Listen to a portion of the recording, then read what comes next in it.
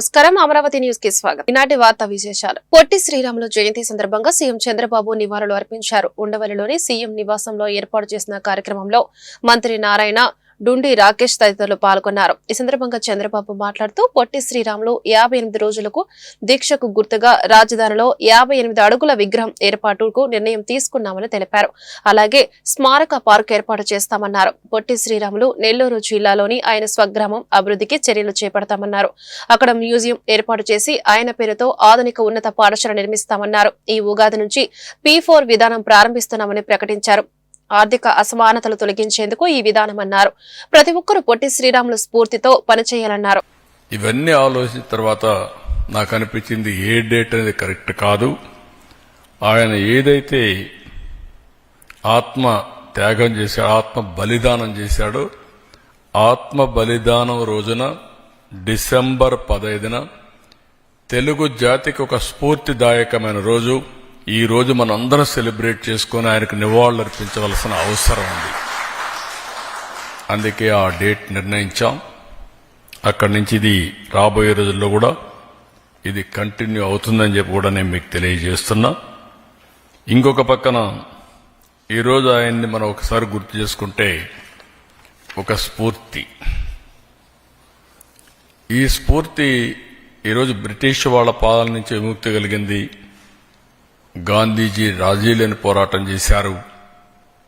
అహింస నినాదంతో ముందుకు పోయారు. ఆ నినాదంతో ముందుకు పోయి స్వాతంత్రం వచ్చే వరకు పోరాడి ఈరోజు స్వతంత్ర భారతదేశంలో మనం బ్రతకగలుగుతున్నాం. 75 సంవత్సరాలు అయింది. ఈరోజు మన పరిపాలనలో మనం పాలించుకుంటూ 2047కి ప్రపంచంలో భారతదేశం ఒకటో రాష్ట్రంగానో రెండో దేశంగానో ఉంటుంది. ఈ 1-2 దేశాల్లో భారతదేశం ఉంటే ఆంధ్రప్రదేశ్ రాష్ట్రాన్ని పొట్టి శ్రీరాములు త్యాగం చేసి సాధించిన ఈ రాష్ట్రాన్ని 2047కి స్వర్ణాంధ్రప్రదేశ్గా నెంబర్ 1 స్టేట్గా తయారు చేయడానికి మనం కంకణం కట్టుకొని పనిచేస్తున్నాం. తెలుగు జాతి ప్రపంచం అంతా నెంబర్ 1గా ఉండాలనేది మన సంకల్పం అని చెప్పి కూడా నేను మీకు తెలియజేస్తున్నా. ఇలాంటి సందర్భంలో మనం అందరం కూడా గుర్తుపెట్టుకోవాల్సింది, కొంతమంది ముందుకొచ్చి పొట్టి శ్రీరాములు మెమోరియల్ ట్రస్ట్ ఏర్పాటు చేస్తే బాగుంటుందన్నారు. చాలా సంతోషం. ప్రభుత్వాలు చేయడం కంటే అభిమానులు, సమాజం ముందుకొచ్చి ఆయన చేసిన త్యాగాల్ని గుర్తు చేసే విధంగా మీరు ట్రస్ట్ పెట్టి చేయగలిగితే అది ఎప్పటికీ శాశ్వతంగా ఉంటుంది. నా జీవితంలో నేను చాలా చూశాను. ప్రభుత్వం చేసేది రొటీన్గా ఉంటుంది, మీరు చేసేది ఒక స్ఫూర్తిదాయకంగా ఉంటుంది. అలాంటి స్ఫూర్తిదాయకంగా ముందుకు వచ్చిన మిమ్మల్నే కాకుండా రాష్ట్రంలో ఉండే ప్రతి ఒక్కరిని కూడా అభినందిస్తున్నా. మనం అందరం కూడా ఏది కూడా ఒక వారసత్వంగా భావితరాలకు అందించాల్సిన అవసరం ఉంది. ఏదైతే పొట్టి శ్రీరాములు గారు త్యాగం చేసిన తర్వాత ఒక రాష్ట్రం ఏర్పడి తెలుగు వారి పరిపాలనలో పాలనసాగే పరిస్థితి తీసుకొచ్చారు. ఏపీ సీఎం చంద్రబాబు సమక్షంలో housing and urban development corporation CRDA మధ్య ఒప్పందం జరిగింది. ఈ ఒప్పందం ప్రకారం రాజధాని అమరావతిలో నిర్మాణాలకు హడ్కో 11,000 కోట్ల రుణం ఇవ్వనుంది. ఈ మేరకు జనవరి 22న ముంబైలో నిర్వహించిన హడ్కో బోర్డు సమావేశంలో అంగీకారం తెలిపారు. ఒప్పందం పూర్తయిన నేపథ్యంలో త్వరలో ఆ నిధులను విడుదల చేయనున్నారు. ఈ కార్యక్రమంలో మంత్రి నారాయణ, హడ్కో CMD సంజయ్ ఖులే శ్రేష్ఠ పాల్గొన్నారు.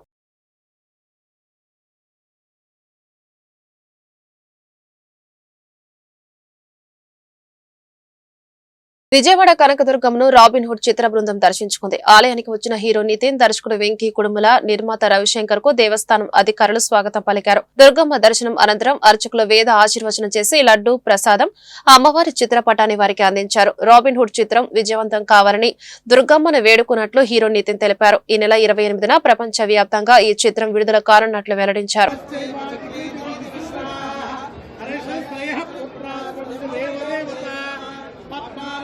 పద్మూరు పద్మాక్షి పద్మ సంభవే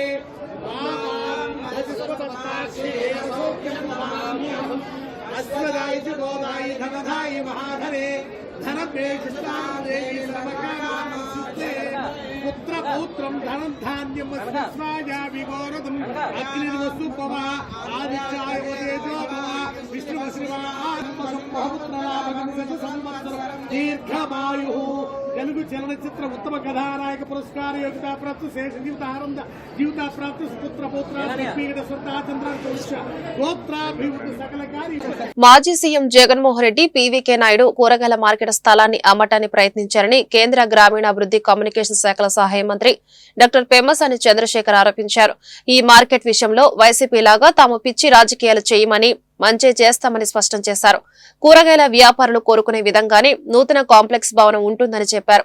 ఈ విషయంలో వ్యాపారులు అపోహలు వీడాలన్నారు. ఆదివారం గుంటూరు పశ్చిమ ఎమ్మెల్యే గల్లా మాధవితో కలిసి కేంద్ర మంత్రి కూరగాయల మార్కెట్ ను సందర్శించారు. ఈ సందర్భంగా వ్యాపారులను కలిసి వారి సమస్యలను తెలుసుకున్నారు.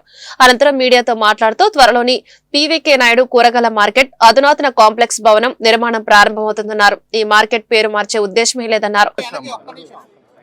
పీవీకే నాయుడు మార్కెట్ అంటే పసుపులేటి వెంకట కృష్ణమ్మ నాయుడు గారి మార్కెట్ ఇది. వారు ఆ రోజున ఒక మంచి హృదయంతో ఈ ప్రాంతానికి ఈ స్థలాన్ని దానం చేశారు. దాదాపు 70 సంవత్సరాలు దాటినట్టుంది. ఇది 370 అప్రాక్సిమేట్గా షాప్స్ ఉన్నాయి. 5 నుంచి 10,000 అంటే కరెక్ట్గా నంబర్ తెలియదు కానీ 5 నుంచి 10,000 కుటుంబాలు ఈ మార్కెట్ మీద ఆధారపడి బతికేటువంటి పరిస్థితి.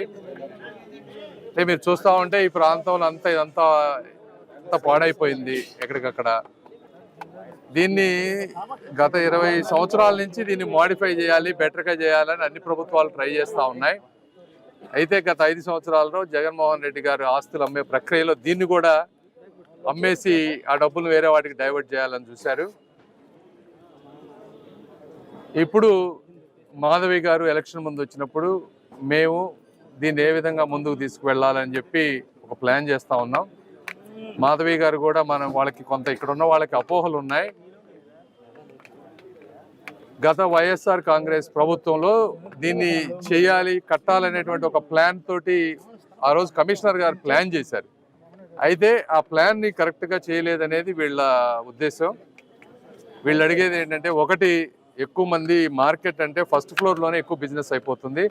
వాళ్ళకి ఇచ్చే షాపులు ఫస్ట్ సెకండ్ ఫ్లోర్ దాటి వెళ్ళొద్దని చెప్తా ఉన్నారు. ఎందుకంటే దాదాపు 400 షాపులు ఒక ఫ్లోర్లో చేయలేం కాబట్టి 2 ఫ్లోర్లు అందులో లాటరీ సిస్టంలో తీయమని చెప్తా ఉన్నారు. ఇంకోటి వీళ్ళు ఇవన్నీ పైకి ఎత్తుకొని వెళ్ళాలంటే కష్టం. దానికి ర్యాంప్ కానీ పైకి ఎత్తుకెళ్లే విధానం సరుకులు ఈజీగా ఉండేది చేయమని అడుగుతా ఉన్నారు. మూడోది, కూరగాయలు ఉట్టిగానే పాడైపోతాయి కాబట్టి ప్రాపర్ వెంటిలేషన్ వచ్చే విధంగా ఒకటి చేయమన్నారు. నాలుగోది, ఇప్పుడు ఈ ప్రాంతంలో యాక్చువల్గా రెంట్ తక్కువ కడతారు, 30-40 రూపాయలే కడతారు. ఇప్పుడు మేమైనా ఒక అద్భుతమైన కాంప్లెక్స్ ఉండాలంటే అది కాస్ట్ పెరిగిపోతుంది. సో మేము చేయబోయే పని కూడా వీళ్ళ మీద ఆర్థిక భారం పడకుండా, ఎందుకంటే వీళ్ళకి 10, 20, 30 వేల కంటే ఎక్కువ ఆదాయం వచ్చేటువంటి పరిస్థితి కాదు. కాబట్టి ఆ కాస్ట్ కన్స్ట్రెయింట్స్ని కూడా బ్యాలెన్స్ చేసుకొని కొంచెం మోడర్న్ టాయిలెట్స్ ఇవన్నీ ఉండే విధంగా చూసుకొని అన్నిటిని ఆర్గనైజ్ చేసుకొని ఒక సిస్టమేటిక్గా చేయాలనేది మాధవి గారు అడుగుతూ ఉన్నారు. ఒక నెల నుంచి మనం వాళ్ళ బాధలు వినాలని, అందుకని ఈరోజు ఇద్దరం కలిసి వచ్చాం. అందుకని మాధవి గారికి అదేవిధంగా ఈ మార్కెట్లో ఉన్న వాళ్ళందరికీ కూడా ధన్యవాదాలు తెలుపుతా ఉన్నాం. డెఫినెట్గా దీన్ని సిస్టమేటిక్గా కమిషనర్ గారు, మేము అందరం కలిపి, కార్పొరేటర్లు, కౌన్సిలర్లు అందరం కలిపి తప్పకుండా చేస్తాం. 11 ఏళ్ల మోడీ పాలనలో పేదల సంక్షేమానికి ఒక్కటంటే ఒక్క నూతన పథకం అమలు కాలేదని సిపి రాష్ట్ర కార్యదర్శి రామకృష్ణ ఆరోపించారు. కార్పొరేట్ సంస్థలకు దోచిపెట్టడం తప్ప ఏనాడు పేద వర్గాలు, రైతుల గురించి ఆయన పట్టించుకోలేదని ఆక్షేపించారు. ఇండియా మార్కెట్ ను ఆక్రమించుకోవాలని అమెరికా శతవిధాలుగా ప్రయత్నం చేస్తుందని చెప్పారు. ఆదివారం గుంటూరు కొత్తపేట సిపిఐ జిల్లా కార్యాలయంలో ఆంధ్రప్రదేశ్ వ్యవసాయ కార్మిక సంఘం రాష్ట్ర జనరల్ కౌన్సిల్ సమావేశం జరిగింది.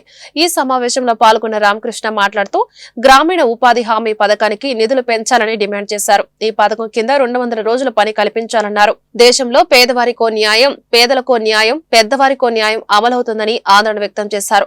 అధికారమే పరమావధిగా అలిమికాని వాగ్దానాలు చంద్రబాబు చేశారని చెప్పారు. పేదలకు స్థలాలు ఇచ్చి ఇల్లు కట్టుకోవడానికి 5 లక్షలు ఇవ్వాలని డిమాండ్ చేశారు. ఈ సమావేశంలో మాజీ ఎమ్మెల్సీ జెల్లీ విల్సన్, ప్రముఖ అధ్యాపకులు చక్రవర్తి బుద్ధాచార్య, ముప్పాల నాగేశ్వరరావు, జంగల అజయ్ కుమార్, ఆవుల శేఖర్ తదితరులు పాల్గొన్నారు.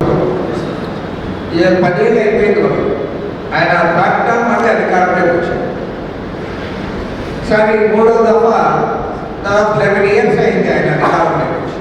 2 నెలలు పోతే పూర్తిగా 11 నెలలు, 11 ఏళ్ళు మరి 11 సంవత్సరాల కాలంలో గ్రామీణ ప్రాంతాల్లో ఉన్న పేద ప్రజల కోసం కానీ లేదా ఇతర పేదల కోసం కానీ చేతి వృత్తిదారుల కోసం కానీ కొత్తగా ఏమైనా ఒక్క స్కీమ్ ఏమైనా తెచ్చారు? ఒక్క స్కీమ్ నరేంద్ర మోడీ గారు పేదవాళ్ళ కోసం కొత్తగా పలానా స్కీమ్ తెచ్చినాడని చెప్పడానికి నేనైతే మరి వెళ్ళాను. ఎక్కడ కూడా వాళ్ళ గురించి అసలు మాట్లాడి 2014లో నరేంద్ర మోడీ అధికారంలోకి వచ్చినప్పుడు కూడా ఒకసారి మనం గమనిస్తే ఆయన ఏనాడు కూడా పేదల గురించి కానీ పేదరికం గురించి కానీ కష్టజీవుల గురించి కానీ గ్రామీణ ప్రాంత రైతుల గురించి కానీ ఆయన ఏమి మాట్లాడు, ఏమాత్రం కూడా దాని గురించి చేయడు. రైతులు సుదీర్ఘ పోరాటం చేసినా పట్టించుకోడు. వ్యవసాయ కార్మికులు తమ సమస్యలు ఏమైనా అంటే ఆయన ఎప్పుడు వీళ్ళ గురించి మాట్లాడు. ఇవాళ పెను ప్రమాదం ఏమంటే ఒకవైపు మన గవర్నమెంట్ ఈ రకంగా ఉందని మనం ఇది అవుతా ఉంటే ఇవాళ మన అమెరికాలో ఎన్నికల్లో మళ్ళీ అధ్యక్షుడిగా ఎన్నికైన డొనాల్డ్ ట్రంప్ ఇవాళ ఆయన కొత్త సమస్యలు తెస్తా ఉన్నారు. కొత్త సమస్య ఆయన ఏమంటే ఆయన కన్ను పడింది.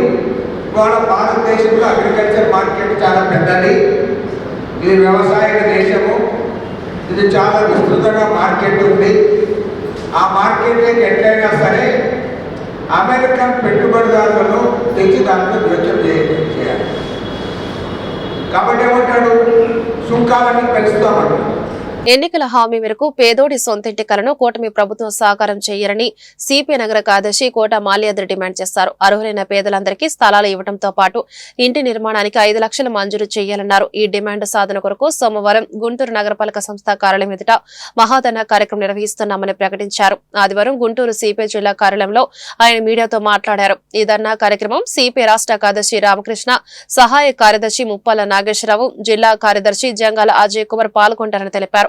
ధర్నా అనంతరం ఇళ్ల స్థలాల కొరకు పేదలు దరఖాస్తు చేసుకున్న అర్జీలను నగర కమిషనర్ కు అందజేస్తామని వివరించారు. ఈ సమావేశంలో రావుల అంజిబాబు, నూతలపాటి చిన్న తదితరులు పాల్గొన్నారు. ఆధ్వర్యంలో రాష్ట్ర వ్యాప్తంగా కూడా గత 2 నెలలుగా ఈ నూతన ప్రభుత్వం మరి వచ్చిన తర్వాత కూడా మరి గత ప్రభుత్వంలో కూడా మరి పేద ప్రజలందరికీ కూడా 2 సెంట్లు స్థలం ఇవ్వాలని 5 లక్షలతోటి నిర్మాణం చేపట్టాలని మరి ప్రభుత్వాన్ని కోరడం జరిగింది. దాంట్లో భాగంగా గుంటూరు నగరంలో మరి అన్ని డివిజన్లో కూడా దరిదాపు మరి అప్లికేషన్ పెట్టించాం.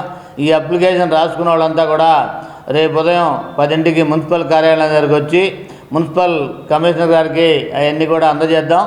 నగరంలోని మరి అప్లికేషన్ రాయించుకున్న వాళ్ళందరూ కూడా నగరపాలక సంస్థ దగ్గరికి రావాల్సిందిగా రేపు 10ంటికి కోరుతా ఉన్నాం నగర ప్రజల్ని. అట్లాగే మరి సచివాలయాల దగ్గర కూడా చాలా డివిజన్లో కూడా ఇవ్వడం జరిగింది. వారు కూడా వచ్చి మరి మున్సిపల్ కమిషనర్ గారిని కలిసే కార్యక్రమంలో పాల్గొనాల్సిందిగా కోరుతా ఉన్నాం. అట్లాగే ఏదైతే గత ప్రభుత్వం మరి సెంటు స్థలంలో మరి 1,80,000 రూపాయలు ఇస్తామని చెప్పారు. కొన్ని పట్టాలు కూడా ఇచ్చారు. కానీ స్థలాన్ని చూపించిన పరిస్థితిలో మరి అవన్నీ కూడా అట్లాగే పట్టాలు ఉన్నాయి.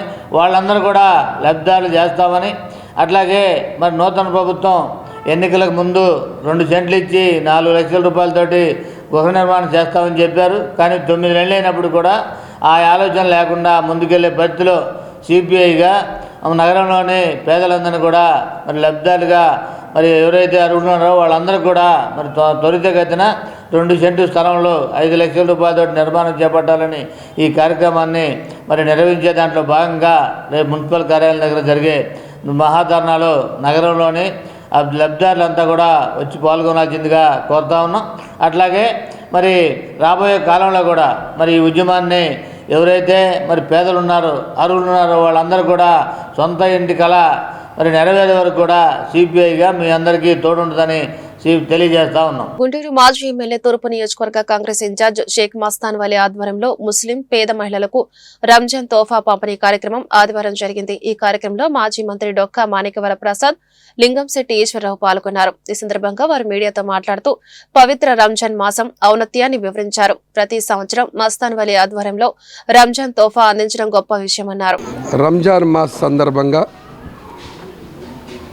ముస్లింలు జరుపుకునేటటువంటి అతి పెద్ద పండుగలో రంజాన్ ఒకటి.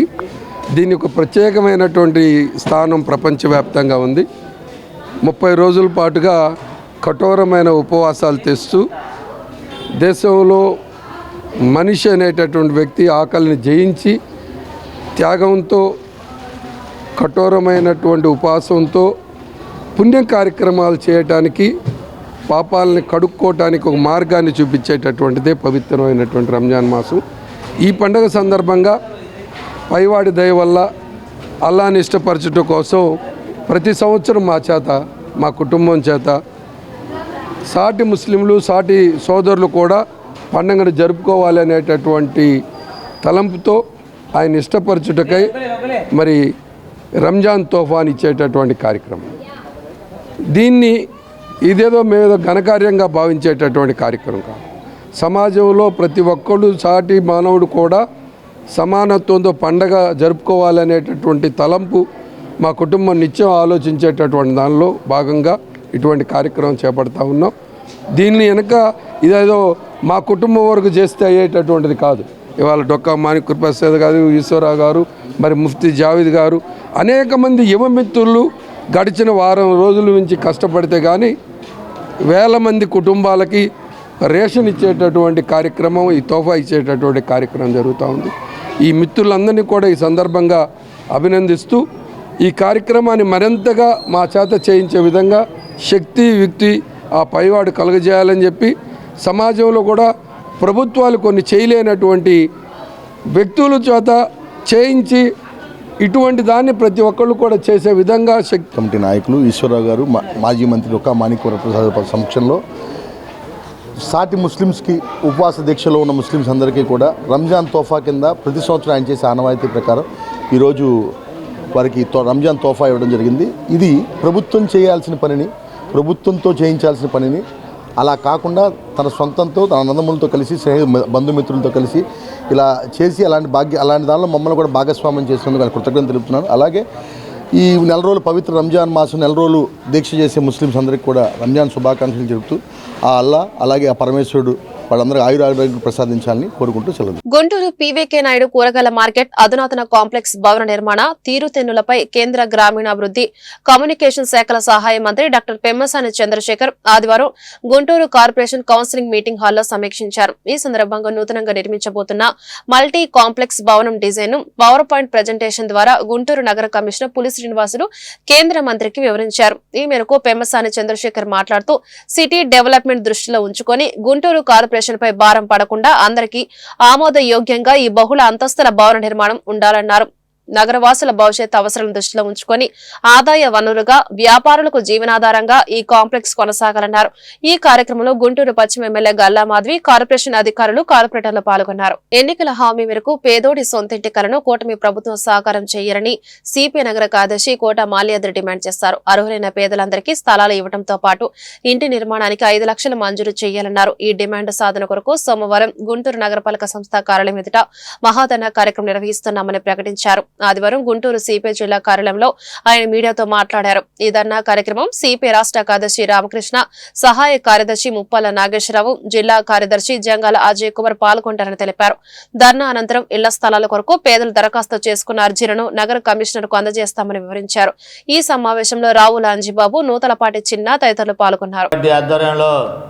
రాష్ట్ర వ్యాప్తంగా కూడా గత 2 నెలలుగా ఈ నూతన ప్రభుత్వం మరి వచ్చిన తర్వాత కూడా మరి గత ప్రభుత్వంలో కూడా మరి పేద ప్రజలందరికీ కూడా 2 సెంట్లు స్థలం ఇవ్వాలని, 5 లక్షలతోటి నిర్మాణం చేపట్టాలని మరి ప్రభుత్వాన్ని కోరడం జరిగింది. దాంట్లో భాగంగా గుంటూరు నగరంలో మరి అన్ని డివిజన్లో కూడా దరిదాపు మరి అప్లికేషన్ పెట్టించాం. ఈ అప్లికేషన్ రాసుకున్న వాళ్ళంతా కూడా రేపు ఉదయం 10ంటికి మున్సిపల్ కార్యాలయం దగ్గరికి వచ్చి మున్సిపల్ కమిషనర్ గారికి అవన్నీ కూడా అందజేద్దాం.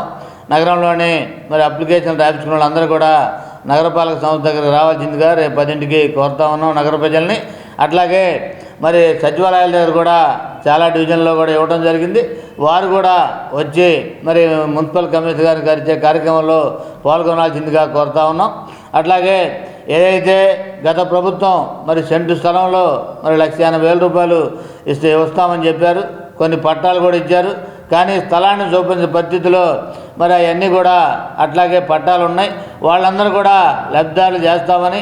అట్లాగే మరి నూతన ప్రభుత్వం ఎన్నికలకు ముందు 2 సెంట్లు ఇచ్చి 4 లక్షల రూపాయలతోటి గృహ నిర్మాణం చేస్తామని చెప్పారు. కానీ 9 నెలలు అయినప్పుడు కూడా ఆ ఆలోచన లేకుండా ముందుకెళ్లే పరిస్థితిలో సిపిఐగా నగరంలోని పేదలందరినీ కూడా మరి లబ్ధాలుగా మరి ఎవరైతే అడుగుతున్నారో వాళ్ళందరూ కూడా మరి త్వరితగతిన 2 సెంటు స్థలంలో 5 లక్షల రూపాయలతో నిర్మాణం చేపట్టాలని ఈ కార్యక్రమాన్ని మరి నిర్వహించే దాంట్లో భాగంగా రేపు మున్సిపల్ కార్యాలయం దగ్గర జరిగే మహాధర్నాలో నగరంలోని లబ్ధిదారులంతా కూడా వచ్చి పాల్గొనాల్సిందిగా కోరుతా ఉన్నాం. అట్లాగే మరి రాబోయే కాలంలో కూడా మరి ఈ ఉద్యమాన్ని ఎవరైతే మరి పేదలు ఉన్నారో అర్హులు ఉన్నారో వాళ్ళందరూ కూడా సొంత ఇంటి కళ మరి నెరవేరే వరకు కూడా సిపిఐగా మీ అందరికీ తోడుంటుందని తెలియజేస్తా ఉన్నాం. 10వ తరగతి పరీక్ష రాసే విద్యార్థులకు ప్రభుత్వం ఉచితంగా ఆర్టీసీ బస్సుల్లో ప్రయాణ సదుపాయం కల్పించినట్లు రవాణా శాఖ మంత్రి మండిపల్లి రాంప్రసాద్ రెడ్డి తెలిపారు. సమయానికి పరీక్షా కేంద్రాలకు చేరుకునేందుకు విద్యార్థులకు ఉచిత ప్రయాణ సదుపాయం ఏర్పాటు చేసినట్లు వెల్లడించారు. విద్యార్థులు ముందుగానే పరీక్షా కేంద్రాలకు చేరుకోవాలని సూచించారు.